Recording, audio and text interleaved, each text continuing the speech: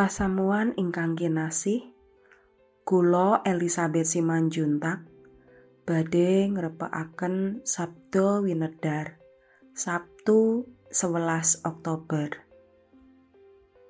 Wilangan 12 ayat 1 dumugi gangsal 11. Jabur 1:11. Lukas gangsal ayat 12 dumugi 16. Irah-irahan renungan dinten menika, Gusti Allah kersa nyarasaken. Lukas gangsal ayat 13.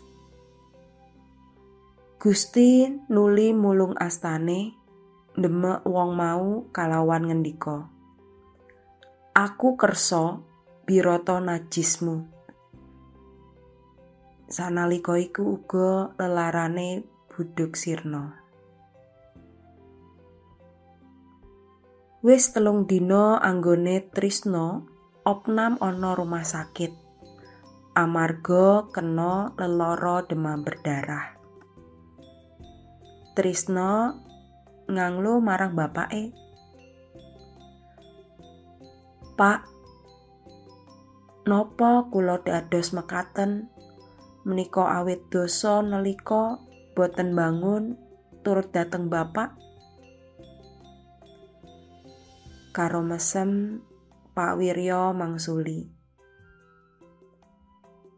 "Ger, sing baku kowe lara iku merga ketularan rikala dolanan karo kanca-kancamu ngoyak layangan pedhot nganti tekan kebonan.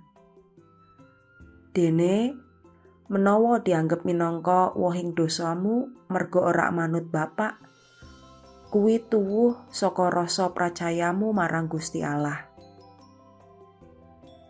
Pancen Gusti Allah kuwasa ngganjar lelara, nanging panjenengane uga kuwaos nyarasakake umate saka sakehing lelara.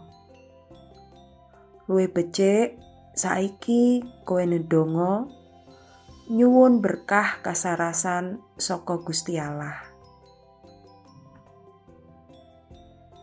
Miriam lan Harun nampi bebendu saking Gusti Allah awujud memala syarat awit meri dateng Nabi Musa.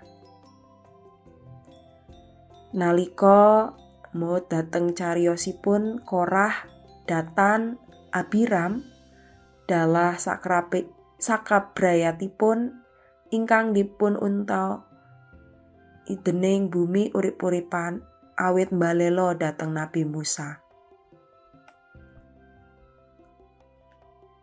Ingkang katamakaken dateng Ibu Miriam lan Imam Harun menika taksih kapetang enteng awit Gusti Allah taksih kersa nyarasaken lan nampi kekalihipun malih.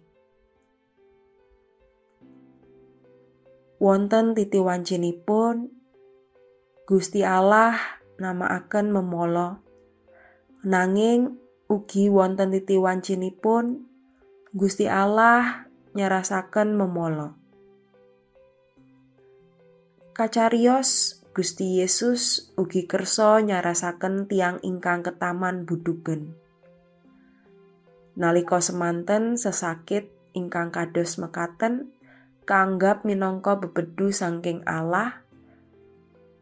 Gusti Allah krana awrating dosa lan panerak ingkang katindakaken.